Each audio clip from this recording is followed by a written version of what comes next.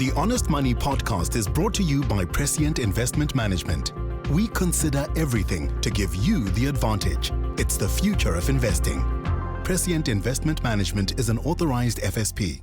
Welcome to Honest Money. It's question and answer time again, and I really appreciate all the questions that you have been sending us. It really helps us to understand what you want to know, and certainly helps me to kind of find valuable content for you. So please keep sending them through. We love it. Obviously, you love it, and so we get to make a good show for you. I've got one that I'm busy reading, a question that was sent through to us, and it says, "Hi, Honest Money team. I'm 34 years old and my goal is to retire somewhere between age 55 and 60, preferably closer to 55 than 60. My biggest uncertainties currently are taxes and at post-retirement, and then what sort of expenses do pensioners normally have? Currently, my list is a short one, and I just want to check if there's anything that I'm missing in my list." And then the list includes bank charges, groceries, medical aid, DSTV or internet, municipal bills, prepaid electricity, car, house insurance, petrol, and car track. Please help with my list and what tax matters I have to deal with when I reach retirement. Thank you for the question. I haven't had that before, and it's a really good one, actually. So let's maybe, I'll talk about taxes second, but let's maybe talk about your expenses at retirement, because I think it's there's a lot of stuff written about retirement expenses, and for me most of it is garbage. In my working career, I've spent most of my time helping people build up to retirement, and then the bulk of my clients are people that are at retirement, so they're already retired. And one thing my experience with them has taught me is that their expenses don't change much. The people that are in a good financial position, if you look at their expenses in the last 5 years of work, and you look at their expenses in the first 5 years of retirement, there isn't a major difference. I think what is different is that you will stop saving when you retire. You're not going to be putting money into a retirement fund or your tax-free savings necessarily, because now you're living off your capital. So it doesn't make sense when you're retired to take money from your investments and then put them into new investments. Rather just draw a bit less from your investments to make sure that your capital will sustain itself. But there is no need to do new investments. So that's the one big change.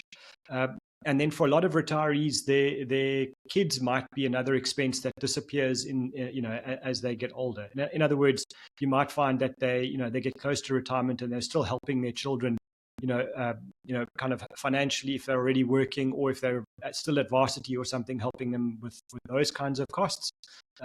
And then, when their kids start working, you might find that they still subsidize medical aid for a bit or something like that. So it's usually those expenses that might stay on when someone is at retirement and might have carried those costs before retirement. But for the balance, I wouldn't budget for a very different cost set from before retirement to after. So whatever you spend today, the likelihood is if you take out the line items for savings, that's pretty much what you're going to spend at retirement. And I know a lot of textbooks and a lot of so-called gurus will tell you that you're going to spend 60% of what you normally spend when you retire. So if you're spending 100, you're suddenly only going to spend 60. And I think that's absolute hogwash. The mix of how you spend money definitely changes when you get older. So in the early days of retirement, especially if you're healthy, you might spend a bit more on travel. You might spend a bit more on leisure stuff. And then as you get older, especially into your late 70s, early 80s, travel becomes a pain for most people, and they don't really want to kind of, go through border posts and long flights or whatever it is.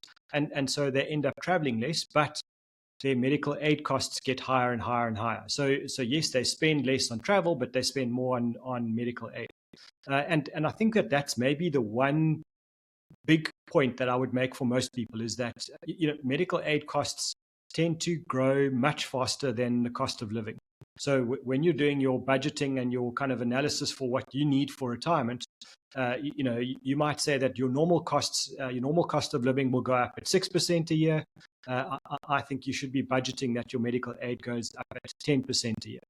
If you do that, then you can afford, when you're late into retirement, you'll still be able to afford your medical aid if you've budgeted and saved correctly. But that's probably the one that catches a lot of people, is just that their medical costs get so much more than they thought. And then they start to compromise on the leisure money that they had set aside, whether it's for entertainment or travel or whatever it might be. So I would be careful of saying, I spend 10,000 Rand a month before retirement, that I'm only going to spend 6,000 Rand a month after I've retired. It just doesn't work out like that. The only time you can really achieve that kind of a big reduction in costs is if you're living in a very big, expensive house in the middle of the city in a very high value area, and then you go and move to a much smaller place in a small town or something like that. Because then you'll find that your municipal costs are a lot less. If you live in a smaller house, your insurance costs will be less. If you live in a big city, especially Joburg or something like that, you might find that your insurance premiums for your cars are very high. And if you move to a small town, far from a lot of people, then your insurance premiums for the same car might be a lot less. So I think that it could be stuff like that where your costs will go down a little bit.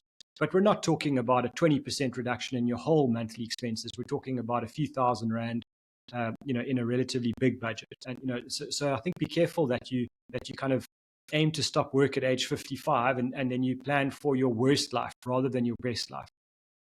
And maybe the one thing to think about is, I see you put that with a smile to say that you'd like to stop at 55 instead of 60. I would be going hard as a goal at financial freedom. And if you reach financial freedom at 55, the very last thing I would do is stop working. From my experience of my own and dealing with clients, people that stop work at 55 and just kind of sit back, they're not happy when you talk to them at age 60 or 65. One of the things we need to know is we need to live a life of purpose, and putting effort and work into something that gives meaning to our lives is very valuable. It makes us better human beings. It makes us better spouses, potentially better parents or grandparents. So you need to stay sharp. You need to keep your brain very active. And I think, work is very valuable. Being able to kind of work because you want to, because you've reached financial freedom, changes your whole dynamic around your attitude to work. If you're working from a position of choice, from a position of financial strength, you find that you just generally enjoy the jobs more, and you might change jobs and do something that earns you less money, and that's fine because you've achieved financial freedom. But I wouldn't want to stop work at 55. If you've really made it, if you've saved a lot of money and you've built up a big portfolio and you've got excess capital, where you never actually need to work again, the one idea might be that you commit time to some charity work. Do something where you kind of take on the responsibility of being the chairperson of a kind of a charity school, or go and run an animal shelter as go and commit time to something like that. But you need to give yourself a lot of kind of mental stimulation. You need to deal with lots of different kinds of people. If you retire and you move yourself to a retirement village, you're dealing with retired people all day long. And so your mental stimulation is going to be very limited. So one of the things we need to realize about work is we deal with young people, we deal with old people, we deal with men, women, we deal with different race groups, different cultures, different educational backgrounds, and that's very stimulating for our brain, and it kind of keeps us alive and keeps us young. So whatever you do, if you hit 55 and you've got financial freedom, please keep active and please keep working, because otherwise you're going to live a very unhappy, unsuccessful retirement life.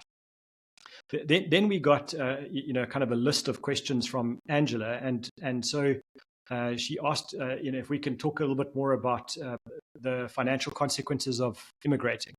And I'm going to deal with that one first, and we'll get to the others if we have enough time. So immigrating is a big step. I think you kind of need to break that down into a few portions. One, that when you leave South Africa, you can change country. So in other words, you can get on a plane and go and work in Dubai, but you could still maintain your tax residence in South Africa if you want to. So that becomes a choice that you can make. And if you do that, that means you haven't financially immigrated. What you've done is you're not earning taxable income in South Africa. You are earning income in another country, and there are some tax implications to that. I'll speak about that now. But you haven't formally immigrated, so you've kept your passport, you've kept your tax status in South Africa.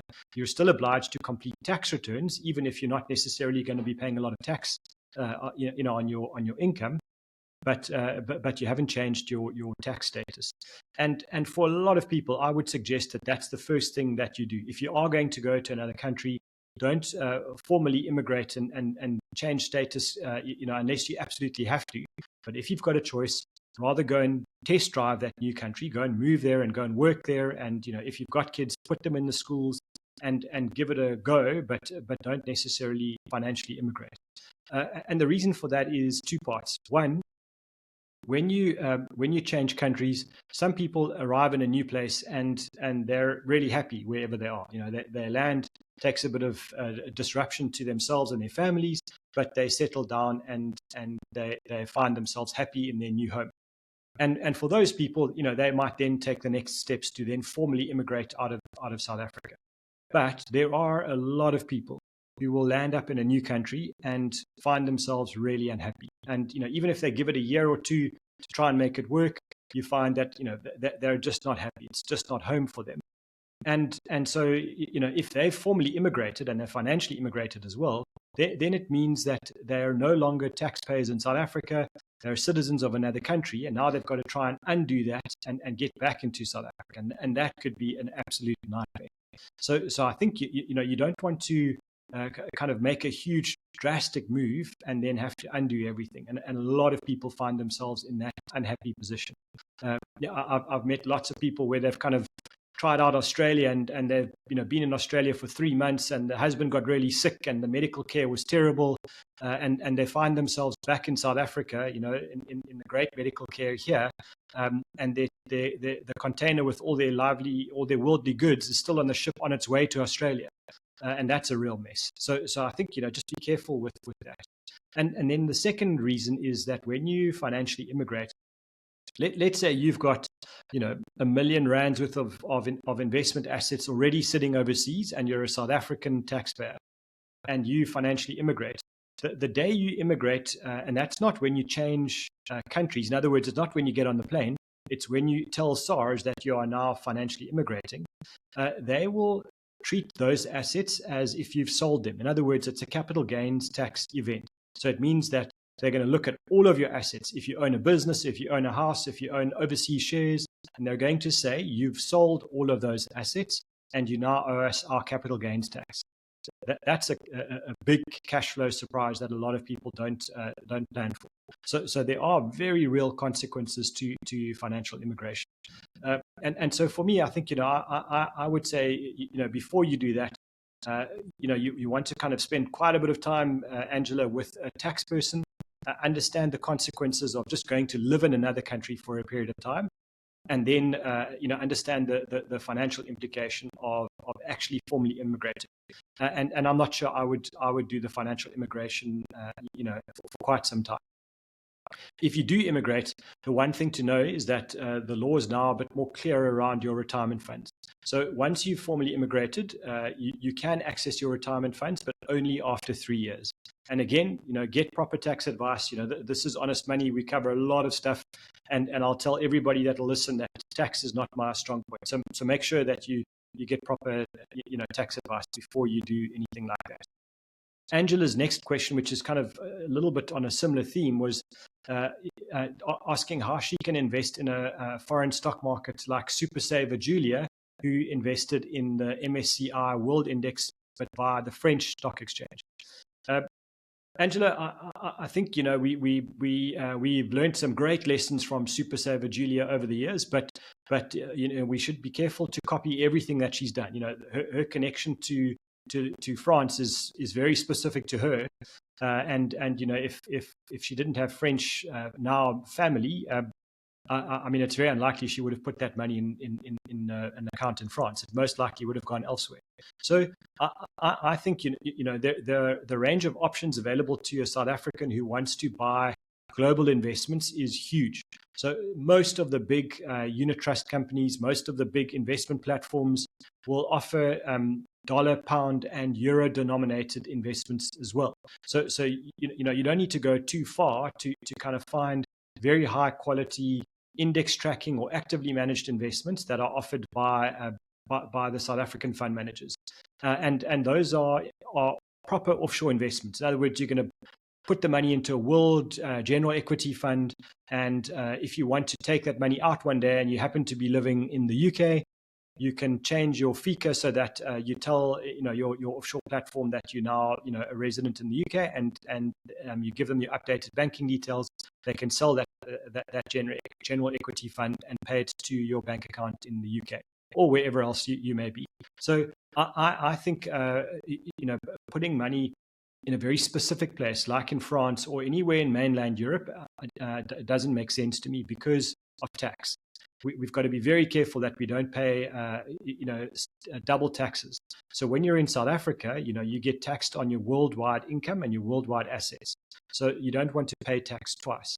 And that means that you should rather have investments that are domiciled, is the jargon, but domiciled in Ireland or the Guernsey, Jersey, Isle of Man, or Switzerland, maybe Luxembourg as well. But what you don't want to do is buy investments that are domiciled in America or in the UK or mainland Europe, because you could end up paying double taxes, and especially on death, you could end up paying as much as 40% estate duty, whereas in South Africa, you might at worst pay 25%. And to me, that just doesn't make sense. So be very careful of kind of just replicating exactly what everyone else has done. Thanks so much, Angela. We'll get to some of your other questions in the future. And for everyone else, really appreciate it when you send us questions. Please keep them coming. The Honest Money podcast is brought to you by Prescient Investment Management. We consider everything to give you the advantage. It's the future of investing. Prescient Investment Management is an authorized FSP.